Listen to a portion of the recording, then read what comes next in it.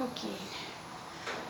Again, let's discuss about the next topic, that is the crossing over. Okay.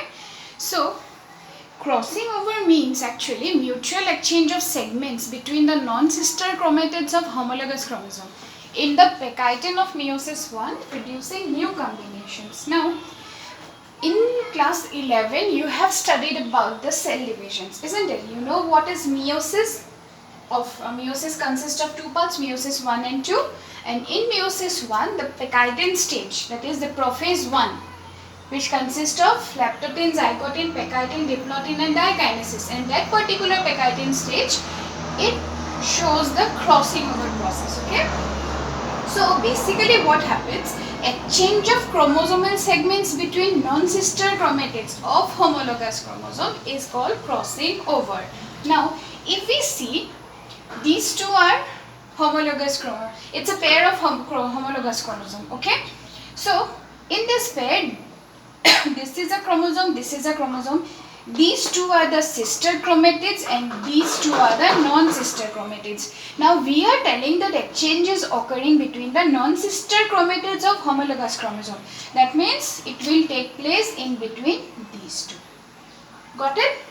Now the process of crossing over, actually it was first discovered by Jensen's. Okay, he first discovered, then Morgan also studied and found the chiasma formation. Now at the point at which actually crossing over takes place, that particular point is known as the chiasma.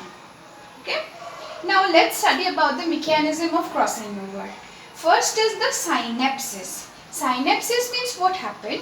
If you recall about the meiosis 1, then what happened actually during meiosis 1, the homologous chromosomes in the cell, they come close together, isn't it?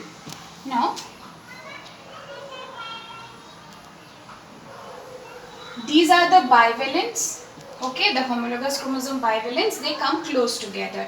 When they come close together, a force of attraction occurs between them.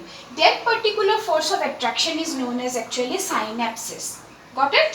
So due to synapses, they come close together and this force of attraction gradually increases, and due to that increase in that attraction, what happens? They overlap. They come so close together that the one chromatids overlap each other, and when they overlap, the point at which this takes place, this particular point is known as chiasma, and then they cross over and change the material at that particular position.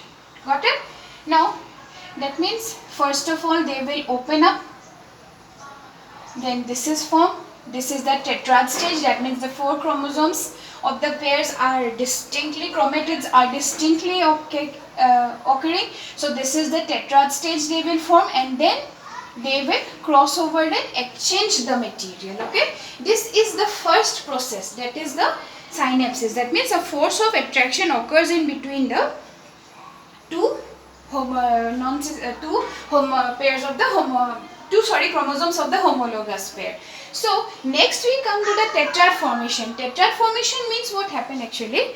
These are, okay, tetrad formation, here the tetrad, the four cell stage, four chromosomes chromatid stage, this is formed. Okay, this one where the four chromatids are clearly visible, that is known as the tetrad stage, and in that particular tetrad stage actually the crossing over takes place. Okay, so third is crossing over and chiasma formation.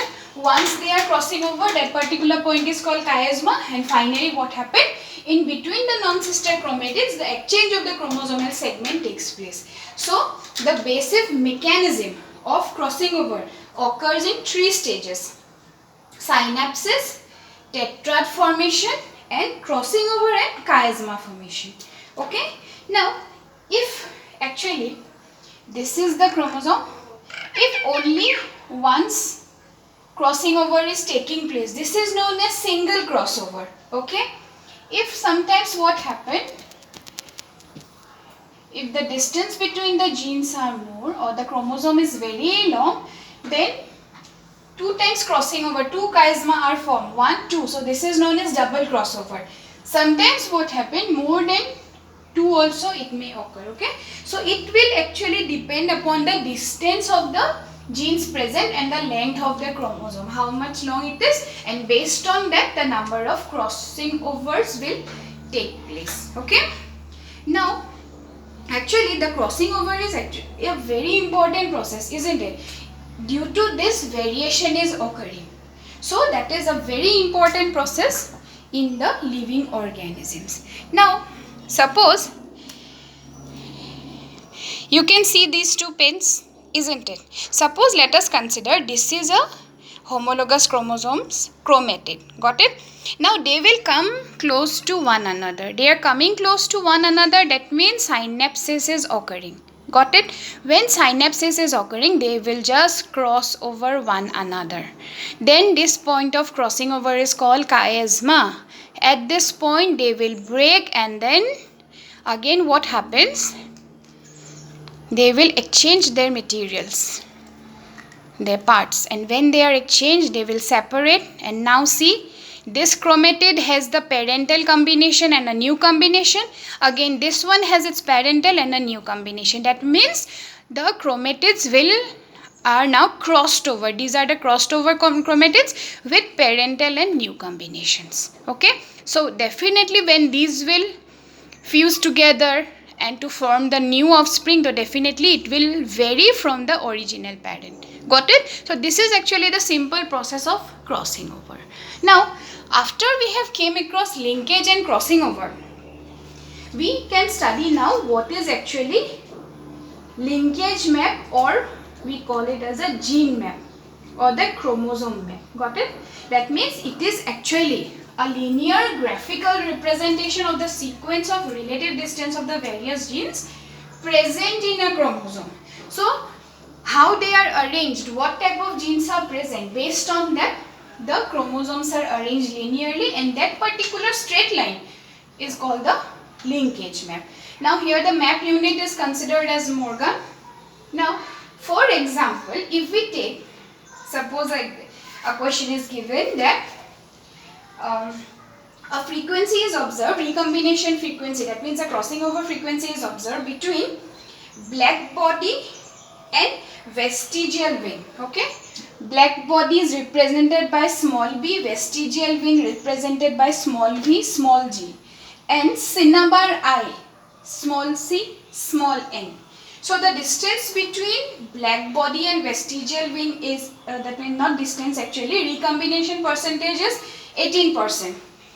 And that between black body and cinnabar I is 9%, cinnabar I and vestigial wing is 9.5%. Now actually we are given this data. So accordingly to this, based on this data, we have to draw a linkage map. So what we will consider, now see, B and VG, that means vestigial wing. So maximum distance is this one. So in a straight line, first we will, one side we will put B, and in other side we will put small v, small g, because other percentage are less comparatively, isn't it? So the maximum percentage which is showing, that we will put in the both sides of the line. Then next comes small b and c, and that means black body and cinnabar I, their percentage is 9. So we will put here Cn, this is 9. Then cinnabar I and vestigial wing, this one 9.5. So actually what happened, these two when we sum up, it doesn't mean it has to be the total amount, but this is actually represented in percentage. Okay, so accordingly we will assume it and place the gene map or the chromosome map. So according to that, the sequence of the gene will be B, C and VG. Okay, so when the data is given to you, so according to that data you have to very properly think about it, how it will be arranged, and accordingly you have to give the arrangement. And this is this particular straight line showing the genes and their distances is the linkage map or the chromosome map. Okay, this is simple, but the thing is that whenever it is given, you have to properly think about it, see what is given, what the values are there, and accordingly you have to place it. So hope these 2 points are clear to you. The linkage and crossing over. Properly go through them. These are very important points actually. And if you have any problem, then please definitely let me know.